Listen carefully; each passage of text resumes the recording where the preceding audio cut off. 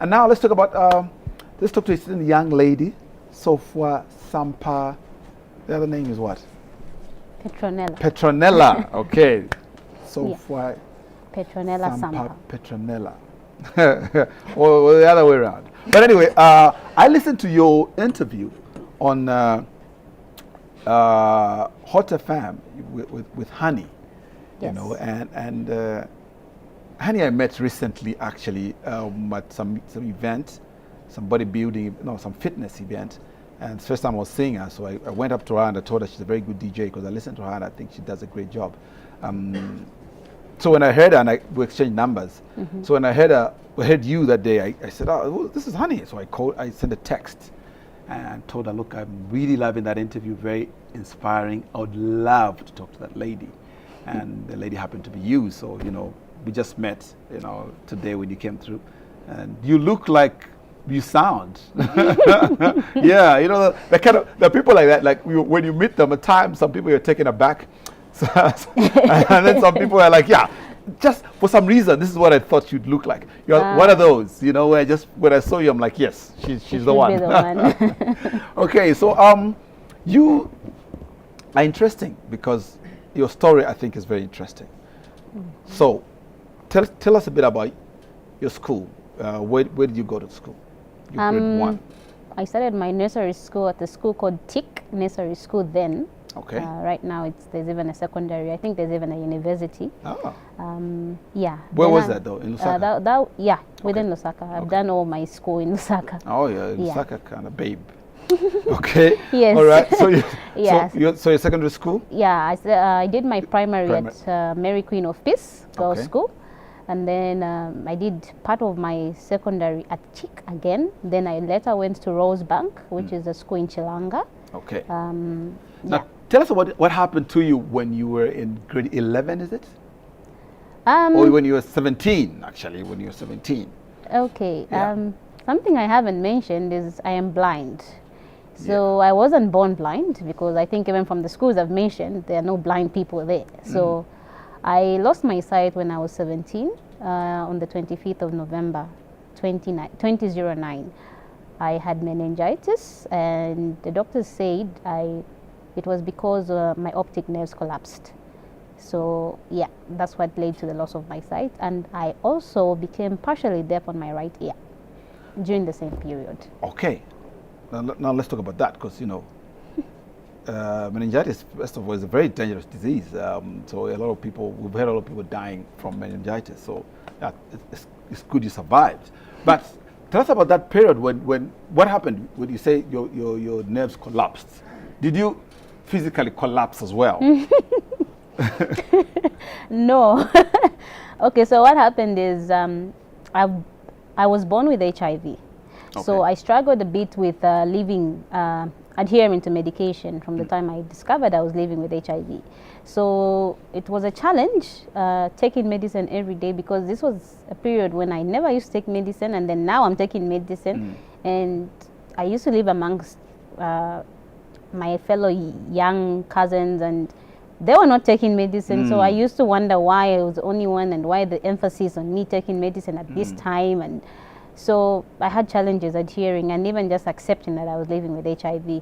So when I went into boarding, that was even worse because some of my friends found out that I was on ART, and it was a bit hard on my part because adjusting to hanging out with friends and also just getting along with people. Wasn't there a bit of stigma as well, though, when I think the most stigma I experienced was within myself because I think the understanding, because for me at that point, HIV to me was related to sex. Yeah. So for me, I took it like, okay, I'm only 13, 14 that time, so I don't have a boyfriend or anything like that. So how did I get it?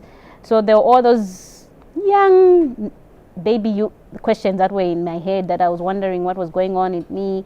And during that period, I remember there was a point when I can't remember very well, but I remember that one of my friends found out about the medicine, and I got to a point where I had to throw it away, and I never took my medicine for 3 months. Wow. Which led to me now getting more ill because I started getting sick now. Then I had TB. So Rosebank was a boarding school. So I moved out of boarding school and went into a day school so that I could be monitored by my aunt and uncle. So at that point, because the medicine I was taking then, I became resistant. Yeah, after having stopped. Yeah, for 3 after months. having stopped, and also the TB that came in. So they had to stop me on that medicine and put me on what we call the second line medicine. So when I started taking that medicine, I had difficulties adjusting because it was quite too strong, and I had a lot of problems. They were too big for me. Those were my complaints. To swallow. To swallow, yeah. Okay. And I got a bit of a challenge taking them every day. It was like, why should I take this? So I actually gave up on life, and I told myself, I think, this is time for me to just die. Wow. And thanks to my family, they were very pushy, and they wanted me to survive. So they made sure I took my medicine. And during that same period, I think that's the time I had the meningitis. Because what happened is I collapsed. I was about to go to school. I was heading to school actually because I was in my uniform. So then they rushed me to the hospital. Whilst I just remember, the next thing I remember is that I was in ICU and I'm being told I'm in hospital. And I started that was in September 2009. I started treatment in October, and in November on the 25th, I lost my sight. Okay. Was it gradual? Did you notice that something's happening to my eyes? No, it's not like it started going like every day. It just suddenly went for me. Yeah, I could feel it that, okay, that was because my hearing was not good at that point, because I think when I collapsed, I think I hit my head too much, so I think I damaged my hearing. So for my sight, what I remember is I slowly started seeing it go, but it didn't take a week, or it left in a day. Left in a day? Yeah, like it just went.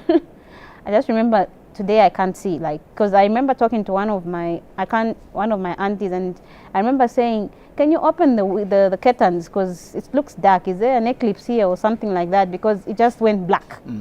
And to them, they didn't see they found it strange because they could see me and I couldn't.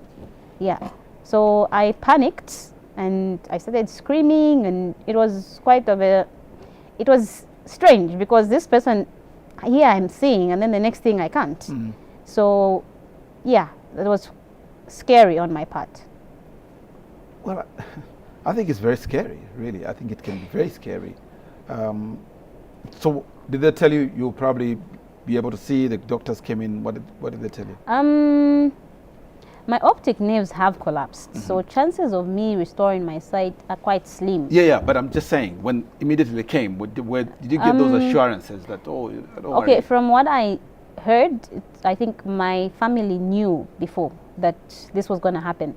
I think my doctor warned them because I started having like serious headaches, and I started complaining about pain, and then when they actually started checking and seeing what was going on, then they discovered, I think, there was a chance that I was going to lose my sight.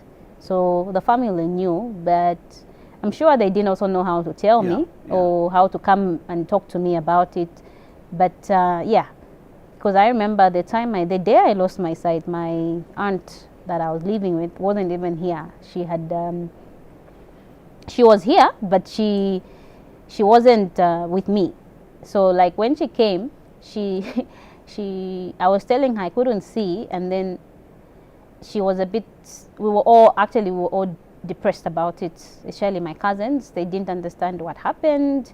It was hard for them to understand that I was getting blind, and how to adjust from somebody who was seeing to somebody who is now blind, like how to talk to me, what to say to me. They were quite conscious on what to say to me or how to hang out with me. It became a bit heavy on the family. Yeah. Okay, now, I think that, for me, I'll tell you one thing about me, and I'll be thinking I'm sharing this with a lot of the population out there. One of my biggest how would I put it, fears is actually to lose my sight. You know, I think I'm good with losing my limbs. I'm good with losing speech, you know, smell, whatever else. but I'm like, please don't touch my eyes. Because I can't imagine not being, for lack of a better word, being in the dark. Because you're not saying anything. It's like you're saying, the curtains have been drawn, you know. So I'm really thinking must have been quite the struggle there. So at times, because meningitis is with us, there are some people right now who might be suffering from it. There are some people right now who are being told that, you know what, you could go blind. Slowly they're losing their sight. So I want them to hear it from you. Did you go through times when you felt, already there's a time you were telling us because of the ARV situation and your friends knowing you wanted to give up on life, you said maybe I should leave, I should die. Now when that happened, didn't that thought come back to say, so what am I living for? I think I dealt with my blindness quicker than with my HIV. I lost my sight in November. In December, I remember that year I spent Christmas in hospital. I used to talk to my aunt a lot and would pray. So I was looking at, okay, what next now? Because my aim was to go back to school. I wanted to really go back to school and finish, because I wanted to finish with my friends in 2010. But they told me it wasn't possible because I'm now blind. So I had to adjust to what I'm doing now. So, so I said, okay, fine, then let's find a school for me to go to. And in January, I started learning Braille. I started learning Braille. By March, I was done with Braille. The first 2 weeks was a bit of a challenge because it was like, I'm going to be hanging out with blind people. And for some reason, when I was with my family, it didn't really click that I was blind now, because I saw myself as the same person. But now when I went and met the others at the library, the Zambia Library Culture and Skills Center for the Blind, that's when I think it sunk in. And I remember actually crying about it. And but the more I started talking to them and listening to their stories and how some of them lost their sight, how some of them have been born like that, I started getting some courage, and I felt much better because I was amongst people that also maybe I could talk to. And I remember one day, I don't know where we were going with my aunt in the car, and she was saying, I can't wait for you to start seeing again. And my response was, at least you still have me. It's better a sight is gone than my life.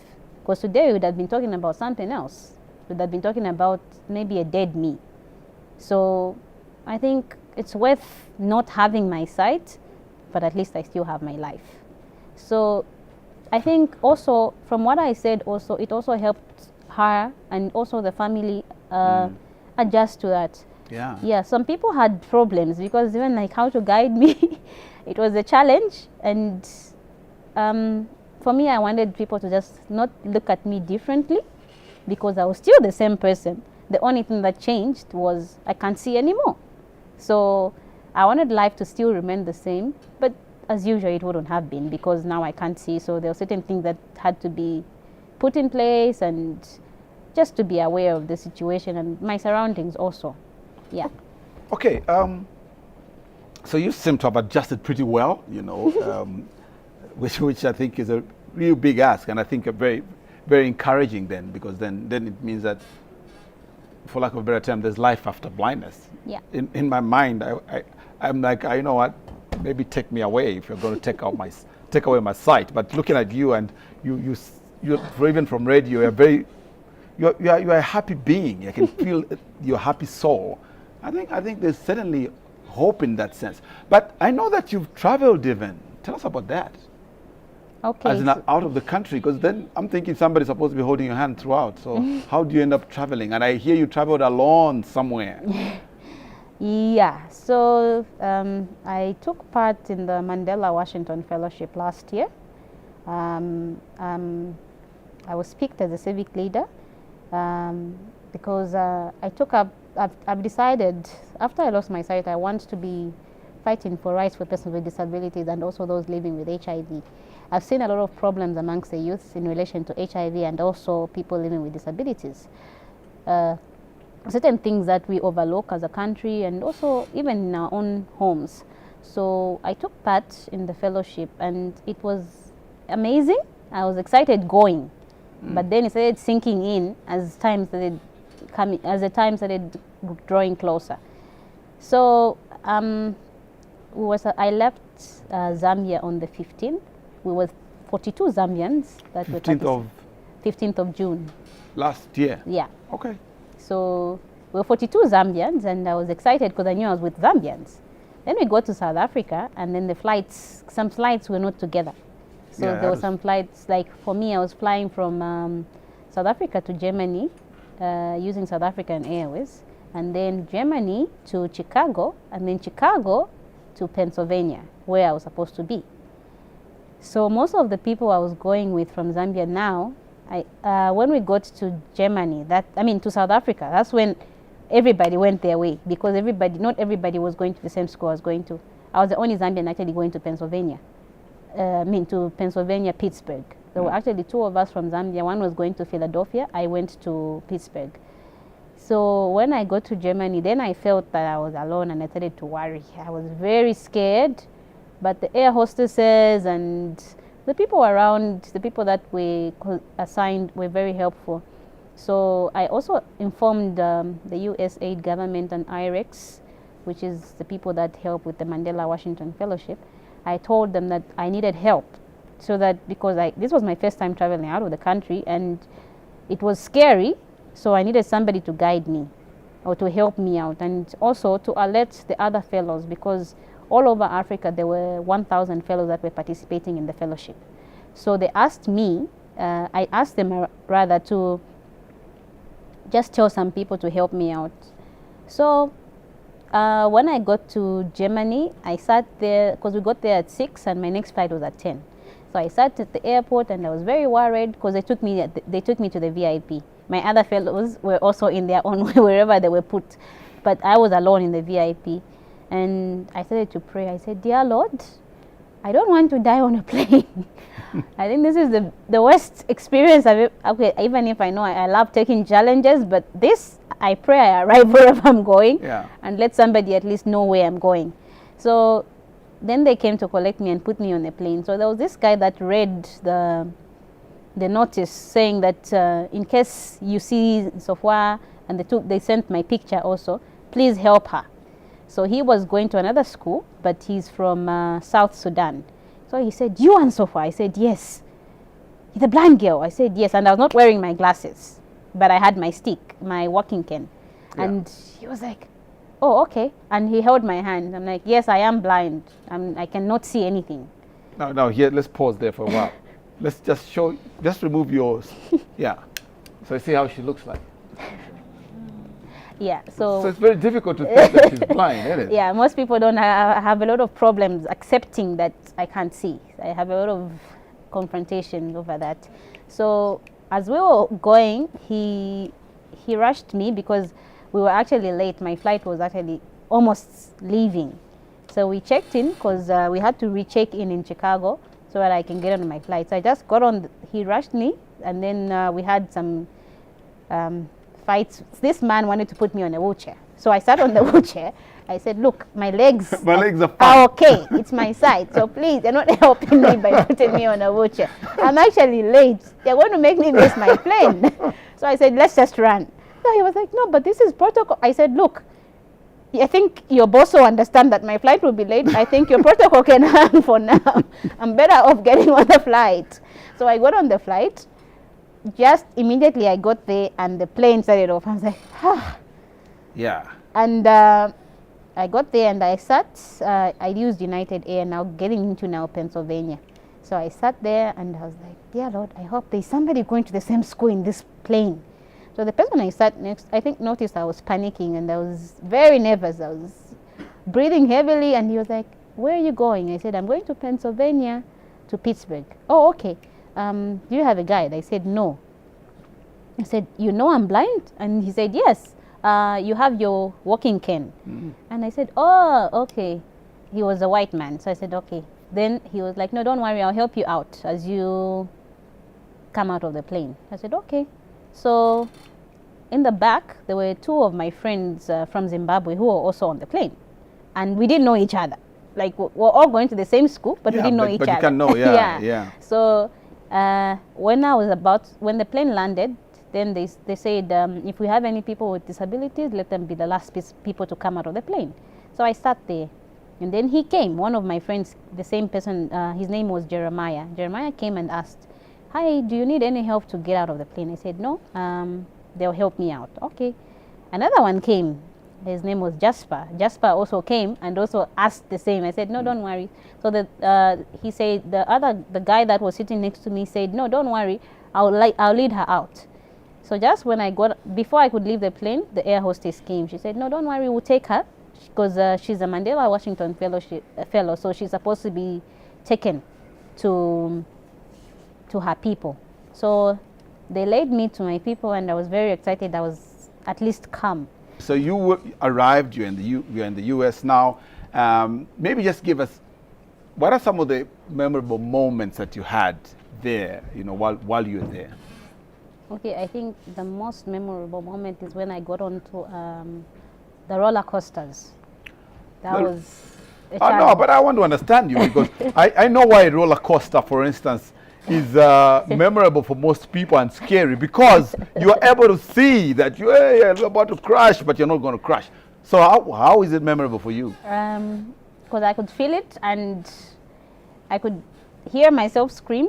But okay, that was not nice. It wasn't nice. I think also, I don't know, actually I'm going to reverse this, because if you don't know, it's more scary than when you know. Yeah, so okay, it was okay. I told myself, I need to do this, so yeah. I'll just ignore that I'm on it. But as much as I was on it, I could still feel it despite not seeing it. Yeah, so it was one of the scary moments. And also meeting different people from different African countries, I think was one of the most amazing thing. I learned different things from different people within my African friends, and also even from the American people, how they deal with, for me, my interest there was disability. So how they cater for people with disabilities, how are they helping people with disabilities, how are they helping people in the health sector, for instance, people living with HIV, what have they done, and what can I learn from them? So it was a very good experience for me, and I enjoyed it, and I learned a lot, because I learned that one of my greatest one of my greatest lessons was that to be a leader, you don't have to be the one to direct, but you have to serve, because serving helps you also work with your people, because you're working hand in hand, and they listen to you, you listen to them. Because mostly, one thing is, when you are the leader, you think you know everything, when it's not always the case. Sometimes you have to learn from different people and also put it in practice. You need to stand by your rules and regulations, because everything, for it to go fruitful, you have to have a guideline, you have to have objectives, you have to have vision, you have to have goals. So everything doesn't just move. Even as I was coming here, I knew I was going to come here and I'm going to go this way and this way. So you always have to have a goal in your life, because if you don't have one, then why are you here? Yeah. So that's one of the lessons I really, really loved, and it has also helped me in my club that I'm creating, which is I'm calling it a positive movement, which is I'm trying to look at disability positively and not negatively, like somebody I know. Yeah. Somebody? What do you mean somebody you know?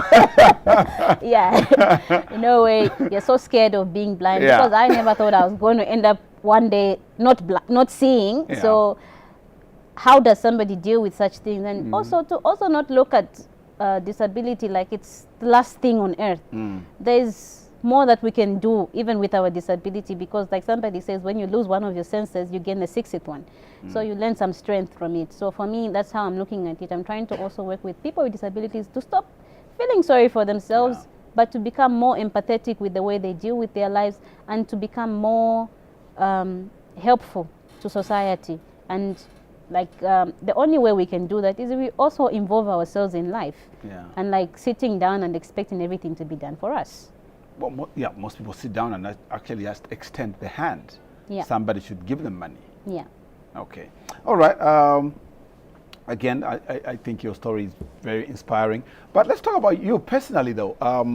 You, like I said, you kind of sound interesting on the phone. And you know how humans, as human beings, when somebody sounds good on the phone, you expect that then they look good. You know what I'm saying? Or on radio. I think my colleagues from Rockview will agree with me. Sometimes when you meet a DJ, because of the way they come out on radio, when you meet them, sometimes you can be disappointed. Like, oh, dude. Well, sometimes you can be like, yes, hey, this is what was in my mind. You know, so you, like I said, you kind of look like what I was hearing on radio. You know, so you're a beautiful woman. Thank you. But now I'm thinking, you know, you like you said, the only thing you don't have is sight.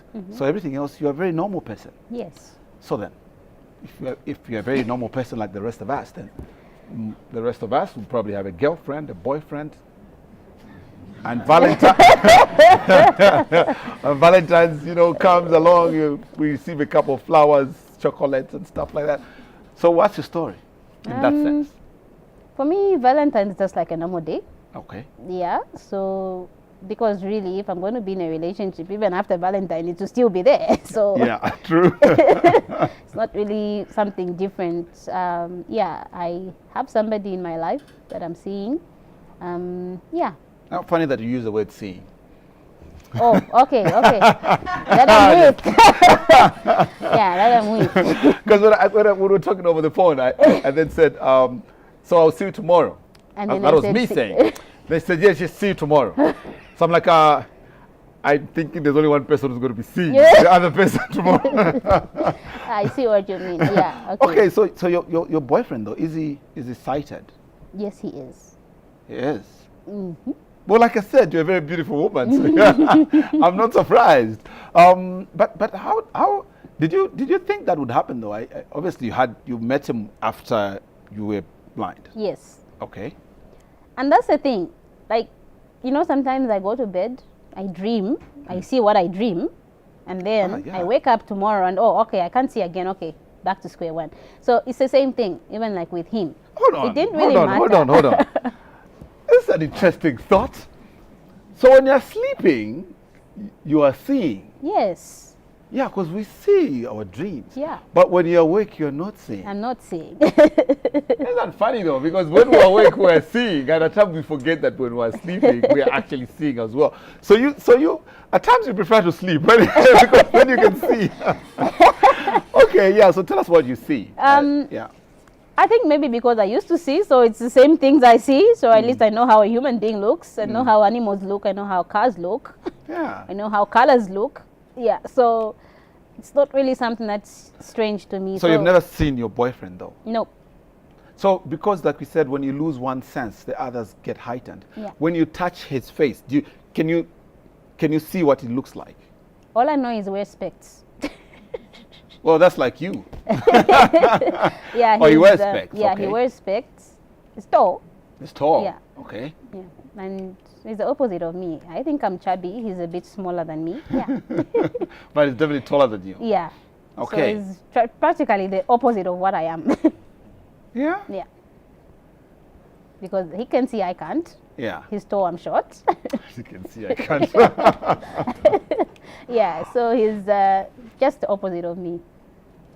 Yeah. Okay. So when you're walking, though, you'll be walking hand in hand, and generally that's love. Yeah, that's for others. But for you, it's an added advantage. Yes, and you know, a lot of people when they see us, they're like, "This couple really loves it, loves each other," because they are always walking hand in hand. But then they don't actually understand that it's actually because I can't see. Yeah. And again, what's annoying is I don't normally move with my walking. He doesn't allow me to move with it because he says I'm already your guide. So like, why should you have another stick?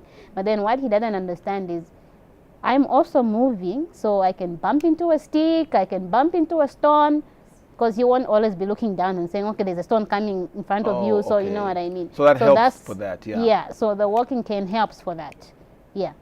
So I've gotten used to it. In the beginning, it was a bit. For me, I don't know if it's me, I don't know, but most people say I'm too confident, but I don't really see it. Like, I don't see any difference in me. I'm still the same Nsofwa that I was.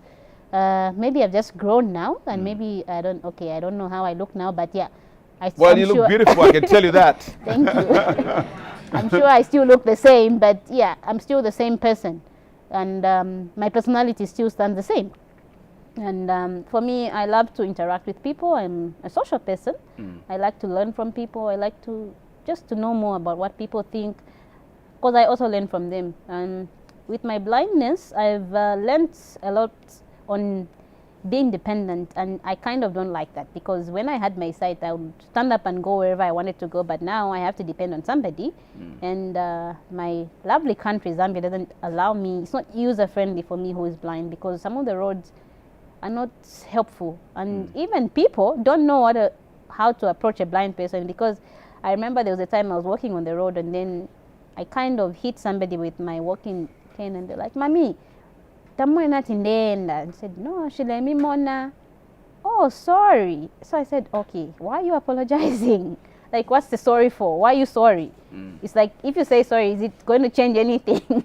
So for me, I not to say that I don't appreciate to say sorry to me because I kind of hit you. I should be the one to say sorry, because I'm the one that hit you. Yeah, so I don't know why people apologize. But there was a story I heard, though, where you were seated, I don't know where you were, and you were supposedly looking at someone. Tell us about that. Oh, yeah. Yeah, so I was sitting at an eating place. I can't remember very well where. So somehow my eyes were locked at some man whom I don't know. Yeah. And the madam, the wife, came to me and said, "You've been staring at my husband for a long time." I said, "I'm sorry, ma'am, I can't see."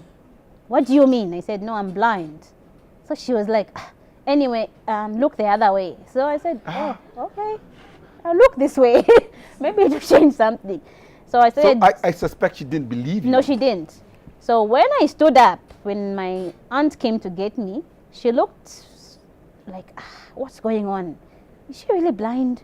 So instead of her apologizing, the same man came to apologize on her behalf. Wow. I think she was too shy to. She was too embarrassed. Accept. Yes. So I get such things because my lovely eyes don't look like they're blind. No, they don't. Yeah, and I don't know how they don't help. No, because they just look fancy little shades you're wearing. You need to be wearing those like the PK chala type. kind of. Then we will appreciate that you're blind like that. Yeah, but and that's the thing, because I think in those days, in the PK chala days, in the Jesus days, blindness was perceived as more like a death sentence or something which was horrible. But now blind people can live happily, and people with disabilities can learn, can get educated and live happily and even be independent, which is what I'm fighting for people here. My fellow disabled youths and people who are not disabled also to learn, because we need to start learning to be independent. And the only way we can do that is we ourselves, if we show people that we are independent, because it takes me to act and then the other to also act. It won't just start from, no, you force me to be independent because you're forcing me, I won't do it. But because I want, then the other also will say, okay, I need to help her or something like that. It will be easy like that. Unlike if I leave everything, because, it has led to most people saying, no, without me, what if I die? What's going to happen to this person? But then, for how long will you give me fish? You need to teach me how to fish. Yeah. So, for me, that's my take. Okay. Yeah. Well, very, very inspiring story that you've given us there. You know that you're in yellow and black, though. Yeah. I'm in a yellow jacket and a black dress. And my shoes are blue and white. I know my things. So do you ask, but do you have preference for certain colors that you? My favorite colors are blue and purple. I'm starting to love red. I don't know why. Not because of Valentine's. I'm starting to like it. I've always loved blue and purple. So, okay. Have you ever seen me? Yes. Oh. I have seen you on Smooth Talk. I was about to describe myself in No, a certain you. particular I know how way. Smooth IK looks. I was going to do a Denzel kind of thing. I think I know a number of people like from ZNBC how they look. Oh, yeah, okay. I know. Maybe just the new presenters. I know how. I know how Doreen McCandle looks. Francis Ndovi. Those, yeah. Yeah, Okay. I know even what's her name? Patricia Ellis Pomolo. Yes. Yeah. I know the how colored, our white lady. I know how she Okay. looks. Yeah. Yeah, we call her that. Yeah.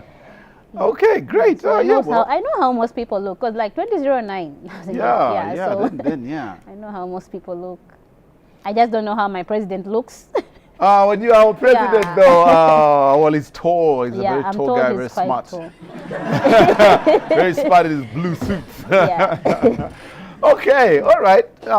You know what? Seriously, I'll say one thing though. At times, some people ask, for instance, how I managed to have this a show like this running for all these years. And I'll tell you one thing. One of the reasons I continue having shows like this is because I'm always looking forward to the next show, and I'm hoping on that next show I'll have an interview like the one I'm having here today, because this is the reason I do this show. If I can talk to people like you, it's not only for the benefit of the people, which is mainly what it is, but for me too. Yeah.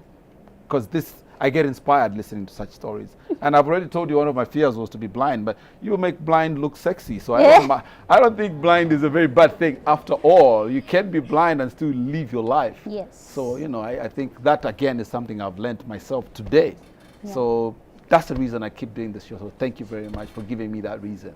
Thank you for inviting me to Smooth Talk, and I would like to shout out to my colleagues. Yeah. My friends, the disabled friends, whichever friend that I know, whoever loves me, my mother, my fathers, and my family, and new faces, new voices. Yeah. I think they're doing a very good job working with people with disabilities, and also other NGOs dealing with people with disabilities. I think it's up to us to do that change. So I think I've given you the challenge, Zambia. You need to do something for that person. You need to help that person. Yeah. Okay. Make them look like me.